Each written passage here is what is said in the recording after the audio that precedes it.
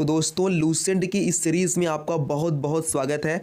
हालांकि हम लोग 3 पेज कर चुके हैं। फाइनली आज पेज नंबर 4 का ये जो जैसे कि आप देख पा रहे हैं कि 4 का ये आधा भाग मैं आपको थोड़ा छोटा करके दिखा देना चाहता हूँ। फाइनली यहाँ पर देखिए जो है इतना हम लोग आज कवर करने वाले, ठीक है। मात्र इतने में से मैंने जो है जितनी संभावित प्रश्न से लगभग 40 से 42 प्रश्नों को जो है इसमें से लिया है। पूरा का पूरा इसी में से लिया गया है और वो सारे प्रश्न इसी में से हैं, ठीक है। और ऐसा कोई प्रश्न नहीं छूटा है या इसमें से एक भी लाइन ऐसी नहीं छूटी है जो उन ऑब्जेक्टिव में ना हो, यहाँ तक का, ठीक है। तो आप पहले चाहे तो लूसेंट से पढ़ लीजिए, उसके बाद फिर आप ऑब्जेक्टिव देखिए, या फिर अगर आपको ऐसी वन लाइनर नहीं मन कर रहा है तो डायरेक्ट ऑब्जेक्टिव पढ़ना शुरू कर दीजिए। दो एक बार पढ़ेंगे आपका तुरंत पूरा का पूरा याद हो जाएगा। चलिए शुरू करते हैं इस सीरीज को। प्रश्न नंबर 1 क्या कहता है कि प्रागैतिहासिक काल किसे कहते हैं। आपके ऑप्शंस क्या कहते हैं कि जब मनुष्य ने लेखन कला विकसित की, जब घटनाओं का कोई लिखित विवरण नहीं था, जब मानव ने कृषि शुरू की, जब मनुष्य ने धातु का उपयोग किया। तो दोस्तों प्रागैतिहासिक काल किसे कहते हैं जब घटनाओं का कोई भी लिखित विवरण नहीं था, ठीक है। ऑप्शन बी, जब घटनाओं का कोई भी लिखित विवरण नहीं था उसे हम लोग प्रागैतिहासिक काल कहते हैं। आइए प्रश्न नंबर 2 पे चलते हैं कि आद्य ऐतिहासिक काल को किससे परिभाषित किया जाता है। लेखन कला के प्रचलन के बाद का काल, घटनाओं का मौखिक वर्णन, जब लेख पढ़े नहीं जा सके, या कृषि का आरंभ काल। तो आद्य ऐतिहासिक काल जो होता है जब लेख को पढ़ा ही नहीं जा सका उसे हम लोग आद्य ऐतिहासिक काल कहते हैं। यानी लेख लिखे तो गए बट उसे पढ़ा नहीं जा सका, इसे हम लोग आद्य ऐतिहासिक काल कहते हैं। आइए आगे चलते हैं कि ज्ञानी मानव का आगमन धरती पर कब हुआ। 10,000 वर्ष पूर्व, 30 से 40,000 वर्ष पूर्व, 50,000 वर्ष पूर्व, या 1,00,000 वर्ष पूर्व। तो दोस्तों ज्ञानी मानव यानी होमो सेपियंस का आगमन धरती पर 30 से 40,000 वर्ष पूर्व हुआ, ठीक है। आगे चलते हैं प्रश्न नंबर 4 पे कि पूर्व पाषाण युग में मानव की मुख्य जीविका क्या थी। कृषि, शिकार, पशुपालन, या व्यापार। तो प्रश्न नंबर 4 का उत्तर आपको पता है कि पूर्व पाषाण युग में मानव की मुख्य जीविका शिकार थी, ठीक है। चलिए प्रश्न नंबर 5 पे चलते हैं कि आग का आविष्कार किस युग में हुआ।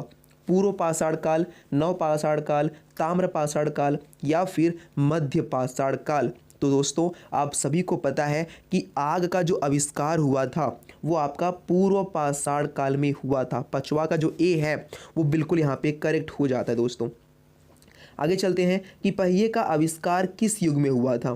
पूर्व पाषाण काल, नव पाषाण काल, ताम्र पाषाण काल, या फिर मध्य पाषाण काल। तो यहाँ पर जो पहिए का आविष्कार था वो आपका नव पाषाण काल में होता है। ये बच्चे को पता है, बहुत हल्का प्रश्न है। आगे देखिए कुत्ते को सबसे पहले पालतू कब बनाया गया था। ताम्र पाषाण काल में, नव पाषाण काल में, मध्य पाषाण काल में, या फिर पुरा पाषाण काल में। तो दोस्तों 7वां का जो बी है यानी नव पाषाण काल में कुत्ते को सबसे पहले पालतू बनाया गया। आप काउंट भी करते रहिए कि आप कितना प्रश्न सही कर रहे हैं। बट दोस्तों याद रखिए कि लूसेंट का एक भी लाइन हमने नहीं छोड़ा है, प्रश्न सबका लिया है। चाहे एक पेज में सैकड़ों प्रश्न बनाने पड़ जाएं बट पूरा लूसेंट को ऑब्जेक्टिव फॉर्म में कन्वर्ट करना यही हमारा लक्ष्य है। प्रश्न नंबर 8 क्या कहता है कि मनुष्य ने सबसे पहले किस धातु का उपयोग किया। बच्चे को ये बात पता है कि सबसे पहले तांबा का प्रयोग किया गया था, ठीक है। तो ऑप्शन जो ए आपका है वो बिल्कुल यहाँ पे करेक्ट हो जाता है। चलिए सबसे प्राचीन औजार क्या थी। भाला, कुल्हाड़ी, तलवार, या फिर हसिया।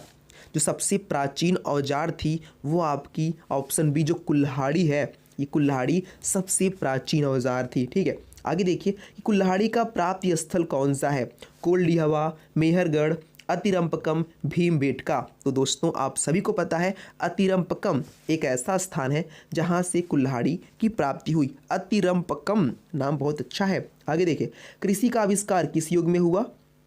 तो कृषि का आविष्कार नव पाषाण में हुआ, या मध्य पाषाण में, या ताम्र पाषाण में, या फिर पूर्व पाषाण काल में। तो आपको पता होना चाहिए कृषि का जो आविष्कार है वो आपका नव पाषाण काल में है। अधिकांश प्रश्न आपको आ भी रहे होंगे क्योंकि ये सब लूसेंट के प्रश्न हैं और लगभग आपने कई बार लूसेंट पढ़ा भी है, ठीक है। और यहाँ पे आपका रिवीजन हो जाएगा।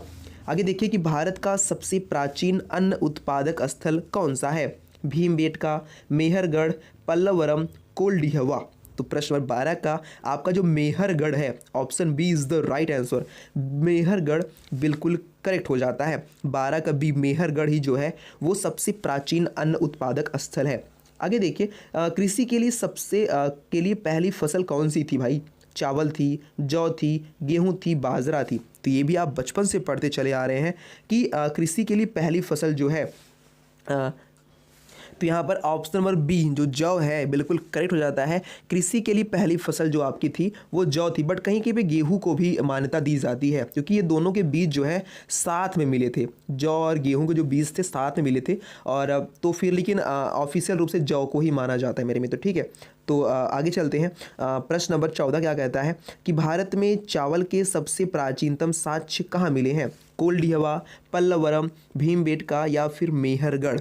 तो दोस्तों जो कोल्डिहवा है, चावल के सबसे प्राचीनतम साक्ष्य कोल्डिहवा में मिले थे। आगे देखिए, प्रश्न 15 कहता है कि भारत में पूर्व प्रस्तर युग किससे बने थे? धातु, लकड़ी, स्फटिक या मिट्टी? तो दोस्तों जो स्फटिक थे यानी पत्थर, स्फटिक को पत्थर भी कहा जाता है, तो सबसे पहले जो औजार बने थे वो पत्थर के ही बनाए गए थे, ये आपको ही पता है। ठीक है, नुकीले पत्थर अक्सर मिलते हैं।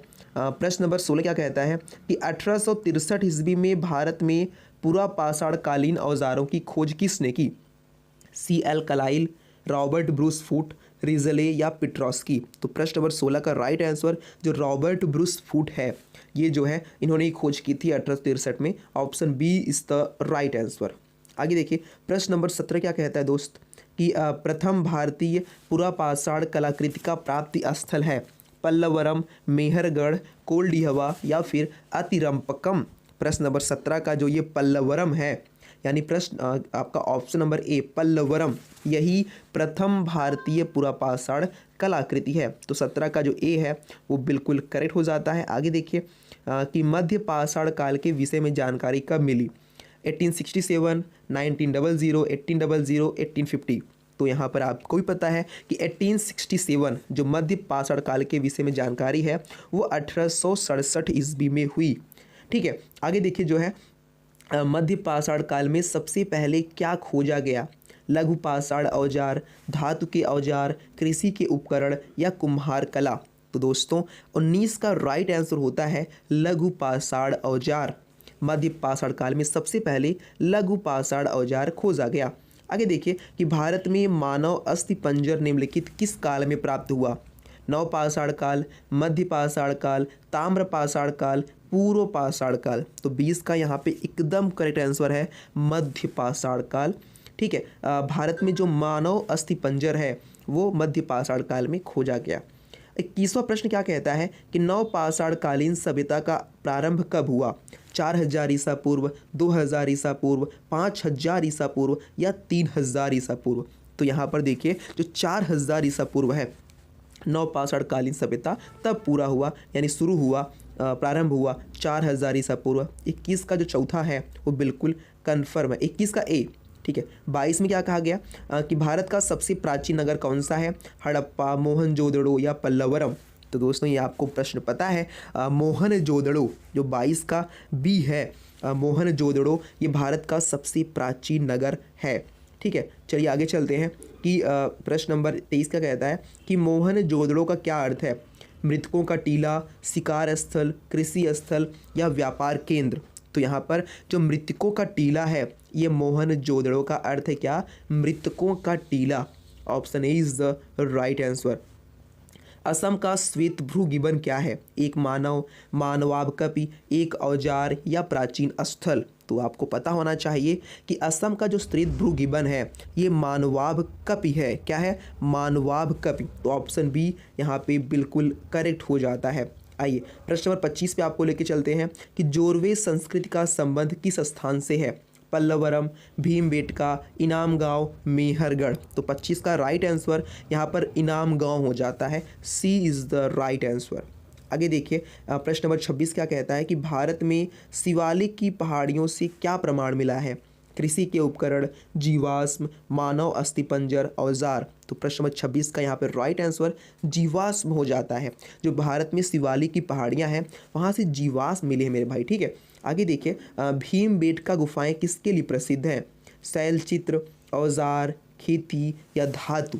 तो भीमबेटका गुफाएं हैं वो आपका जो है शैल चित्र के लिए प्रसिद्ध है। Option A is the right answer. आगे देखिए कि भारत में मनुष्य से संबंधित सबसे पहला प्रमाण कहाँ मिला है? पल्लवरम, नर्मदा घाटी, मेहरगढ़ या कोल्डिहवा। तो दोस्तों ये प्रश्न आपको पता होगा, जो नर्मदा घाटी है ऑप्शन बी, तो यहाँ पर सबसे पहले मनुष्य का होने का इनके प्रमाण मिला था नर्मदा घाटी। ठीक है। और भारत का प्रजाति विभेदीकरण किसने किया? Robert Bruce Foote, Risley, C.L. Carlyle, Megasthenes. तो जो भारत का प्रजाति विभेदीकरण था वो रिजले ने किया। Option B is the right answer. ठीक है। आगे आपको लेके चलते हैं कि नवपाषाण काल का सबसे पहला प्रमाण कहाँ मिला? मेहरगढ़, कोल्डिहवा, पल्लवरम, इनाम गांव। तो 30 का यहाँ पे राइट आंसर जो दोस्तों हो जाता है मेहरगढ़। नवपाषाण काल का जो सबसे पहला प्रमाण था वो मेहरगढ़ से मिला। और प्रश्न नंबर 31 क्या कहता है कि भारत में ताम्रपाषाण युग की बस्ती कौन सी थी? मेहरगढ़, इनाम गांव, पल्लवरम या भीमबेटका। तो यहाँ पर देखिए इनाम गांव जो था ये भारत में ताम्रपाषाण युग की बस्ती कौन सी थी? इनाम गांव। ऑप्शन बी यहाँ पे बिल्कुल करेक्ट हो जाता है। आगे देखिए कि ताम्रपाषाण काल का संबंध किस संस्कृति से है? जौरवे संस्कृति, सिंधु संस्कृति, हड़प्पा संस्कृति, मेहरगढ़ संस्कृति। तो 32 का प्रश्न नंबर जो 32 का ए है जौरवी संस्कृति, ये ताम्रपाषाण काल इसी से संबंधित है, जौरवी संस्कृति। ठीक है। आगे देखिए भारत का पहला धातु उपकरण क्या था? तलवार, कुल्हाड़ी, भाला या दराती। तो ये आपको पता होना चाहिए, भारत का पहला धातु उपकरण कुल्हाड़ी है, जो मैं आपको बता चुका हूँ। आगे देखिए जो है भारत में पहली फसल कौन सी थी? बाजरा, जौ, गेहूँ, चावल। अब भारत में जो पहली फसल थी वो यहाँ पर जो बताया जाता है जौ बताया जाता है। और बट जो है ठीक है। आगे आपको लेके चलते हैं कि भारत में प्रथम पुरापाषाण कालीन खोज किस स्थान पर हुई? पल्लवरम, भीमबेटका, नर्मदा घाटी, कोल्डिहवा। तो 35 का राइट आंसर दोस्तों जो हो जाता है आपका पल्लवरम। भारत में प्रथम पुरापाषाण कालीन खोज पल्लवरम पर हुई थी। ठीक है। तो 35 का जो ए है बिल्कुल यहाँ पे करेक्ट हो जाता है। चावल के प्राचीनतम साक्ष्य कहाँ मिले हैं? कोल्डिहवा, पल्लवरम, मेहरगढ़ या शिवालिक। तो यहाँ पर देखिए जो है यहाँ पर जो है राइट आंसर आपका कोल्डिहवा। जो चावल के प्राचीनतम साक्ष्य कोल्डिहवा में मिले हैं। Option A is the right answer. आगे देखिए कि प्राचीनतम कृषि स्थल कौन सा है? कोल्डिहवा, भीमबेटका, मेहरगढ़ या पल्लवरम। तो 37 का यहाँ पे जो राइट आंसर हो जाता है मेहरगढ़। प्राचीनतम कृषि स्थल क्या है? मेहरगढ़ है। आगे देखिए कि भारत में प्राचीनतम गुफा चित्र कहाँ मिले हैं? भीमबेटका, मोहनजोदड़ो, पल्लवरम, कोल्डिहवा। तो 38 का राइट आंसर भीमबेटका। सबसे ज़्यादा प्राचीनतम गुफा चित्र यहीं पे मिले हैं। ठीक है। आगे देखिए कि भारत में सबसे प्राचीन मानव अस्थिपंजर कहाँ मिला? नर्मदा घाटी, शिवालिक पहाड़ियाँ, भीमबेटका, इनाम गांव। तो 39 का जो राइट आंसर नर्मदा घाटी, यहाँ पर प्राचीन मानव का अस्थिपंजर मिला था। ए इज़ द राइट आंसर हो जाता है। आगे देखिए अंतिम प्रश्न आज का कि 1867 ईस्वी में विंध्य क्षेत्र में लघु पाषाण औजार किसने खोजे? C.L. Carlyle, Robert Bruce Foote, Risley, Alexander Cunningham. तो 40 का जो राइट आंसर है C.L. Carlyle. Option A is the right answer. ठीक है। तो 40 का जो ए है बिल्कुल करेक्ट हो जाता है। इस तरीके से देखिए लगभग पूरे प्रश्न यहाँ पे हो चुके हैं। यहाँ पे आपके उत्तर को भी यहाँ पे लिख दिया गया कि अगर आपको PDF चाहिए तो आपको जो है उत्तर में कोई दिक्कत ना हो, तो मैंने उत्तर को भी जो है इसमें PDF में बना दिया है, और अगर आप चाहें तो आपको मिल भी सकती है। ठीक है मेरे मित्र। तो फाइनली जो है यहाँ पे 40 प्रश्नों की श्रृंखला होगी। इसके बाद आपकी सिंधु सभ्यता है, और सिंधु सभ्यता लगभग 4 का आधा पेज और 5 का आधा पेज, इन दोनों को मिला के बनाएंगे 4 और 5 का आधा पेज, तो हो जाए, कोई दिक्कत नहीं है। आज के लिए इतना ही, और अगर शाम को समय मिलता है, आज तो मुश्किल है, कल तो आपको सिंधु सभ्यता की सीरीज कल तक आपको मिल जाएगी, और ये अब कंटिन्यू रहेगा लगातार, हर दिन एक पेज आएगा। मिलेंगे नेक्स्ट वीडियो में। जय हिंद दोस्तों, वंदे मातरम।